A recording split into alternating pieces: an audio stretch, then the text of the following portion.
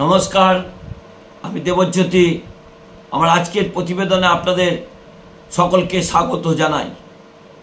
আমাদের সকলেরই মন মেজাজ মাঝে মধ্যে খারাপ হয়, মানসিক অবস্থা ভালো থাকে না, বিভিন্ন সমস্যাতে তখন আমরা ফানি ভিডিও দেখি। আমি গতকাল একজন কাউন্সিলরের সঙ্গে কথা বলছিলাম, তিনি কাউন্সেলিং করেন। তিনি বললেন, কটাক্ষ করি হয়তো বললেন যে কেন ফানি ভিডিও দেখবেন, আপনারা শুভেন্দু অধিকারীর বক্তব্য শুনুন, তাহলেই আপনাদের মানসিক অবস্থা ভালো হয়ে যাবে, মনও ভালো হয়ে যাবে, শরীরও ভালো হয়ে যাবে।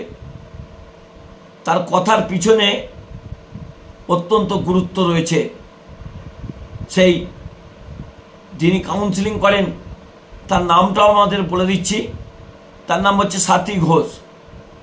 তিনি কাউন্সেলিং করেন বিভিন্ন মনোরোগীদের, যখন মানসিকভাবে বিপর্যস্ত হয় তাদের কাউন্সেলিং করেন। যেসব ছেলেমেয়েরা সমাজ থেকে দূরে চলে যাচ্ছেন, নেশাসক্ত হচ্ছেন, তাদের কাউন্সেলিং করেন, তারা মূল স্রোতে ফিরে আসেন। ওই কাউন্সেলিং যিনি করেন তাকে জিজ্ঞেস করেছিলাম, এই শুভেন্দু অধিকারীর কি কাউন্সেলিং প্রয়োজন? উনি বললেন না, কারণ ওনার কাউন্সেলিং করেও কেউ ওনার রোগ সারাতে পারবে না।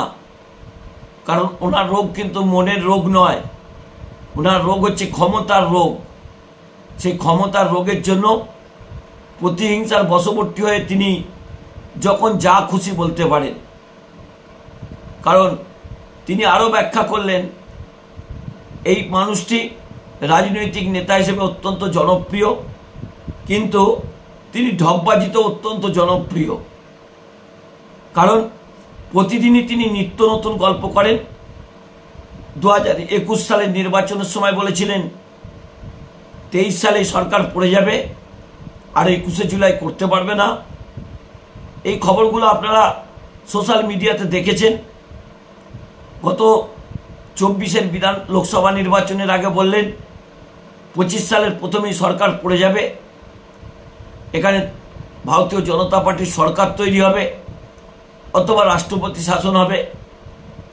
তিনি যবে থেকেই 2020 সালের ডিসেম্বরে তৃণমূল কংগ্রেস ছেড়েছেন, তখন থেকেই কিন্তু ভারতীয় জনতা পার্টিতে যোগদান করার পর দলের অধোগতি হয়েছে।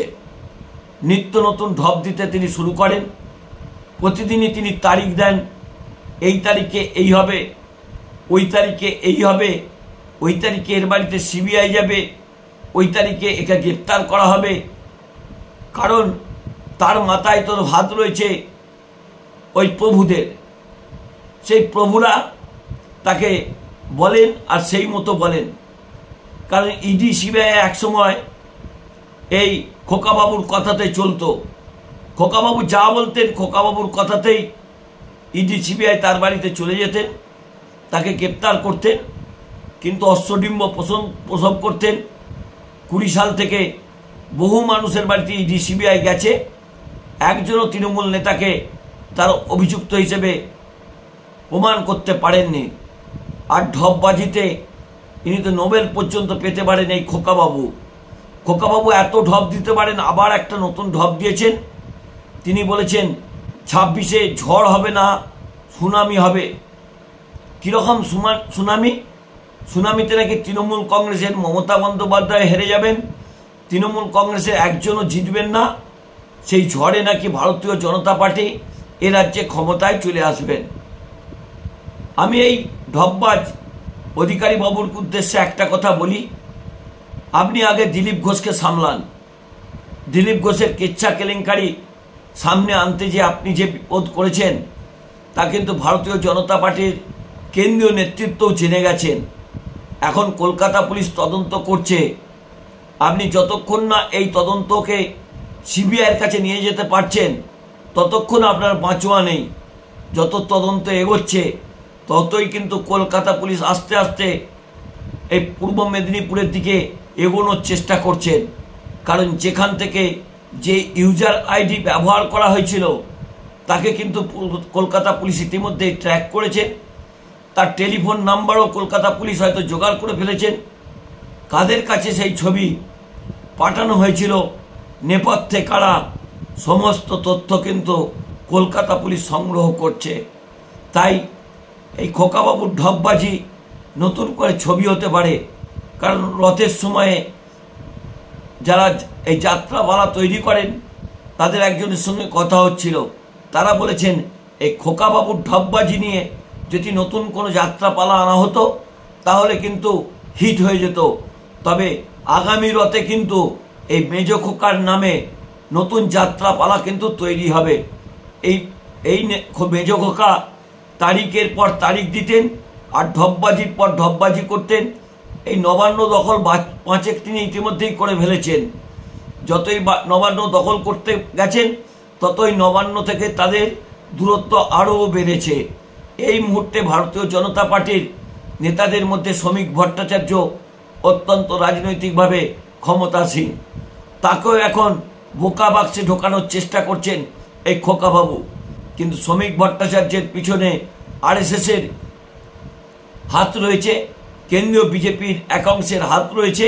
কারণ এই শ্রমিক ভট্টাচার্য যে বক্তব্য রাজ্যসভায় রাখছেন, এছাড়াও যখন এই অপারেশন সিন্দুর নিয়ে বিভিন্ন দেশে ভারতীয় জনতা পার্টি বা সর্বদলীয় টিম গেছিল, সেখানে শ্রমিক ভট্টাচার্য যে বক্তব্য রেখেছিলেন তা কিন্তু অত্যন্ত গ্রহণযোগ্য হয়েছে এবং হাততালি কুড়িয়েছে। সেই জায়গাতেই শ্রমিক ভট্টাচার্যের নেতৃত্বেই কিন্তু আগামী দিন বঙ্গ বিজেপি চলবে। কিন্তু এই নকল খোকাবাবু তিনি কিন্তু শ্রমিক ভট্টাচার্যকেও কায়দা করার চেষ্টা করছেন। শ্রমিক ভট্টাচার্য যে সুকান্ত মজুমদারের মতো কাঠের পুতুল নন তা হয়তো এই খোকাবাবু জানেন না। তবে এই খোকাবাবু যেভাবে বঙ্গ বিজেপির কেচ্ছা কেলেঙ্কারি সামনে আনছেন, বঙ্গ বিজেপির নেতাদের ব্ল্যাকমেল করছেন, তাতে আগামী দিনে তার যে কোথায় অবস্থান হবে সেটাই বোঝাই কঠিন। কিন্তু কলকাতা পুলিশ তদন্ত করছে, খোকাবাবুকে এড়াতে পারবেন জেল যাত্রা, সেই প্রশ্ন উঠছে। আর এই ঢপবাজি প্রতিদিন চলছে, তাকে যেন ঢপের রাজা দিয়েছে বর। নমস্কার, আমি দেবজ্যোতি। আমার এই পর্বটি ভালো লাগলে চ্যানেলটি সাবস্ক্রাইব করে বেল আইকনটি ক্লিক করে আমার পাশে থাকবেন।